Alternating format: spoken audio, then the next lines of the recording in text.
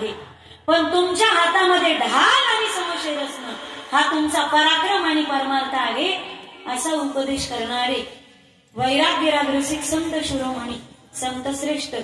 जगद्गुरु तुकोबाराय यांचा चार चरणांचा उत्कृष्ट बहुतेकांच्या परिचयाचा गोड असा अभंग सेवेकरता निवडलेला असून प्रस्तुत अभंगामध्ये श्री संत तुकोबाराय प्रापंचिक स्वरूपाची महापूजा सांगतात. अभंगाचा सरळ सरळ भावार्थ असा आहे,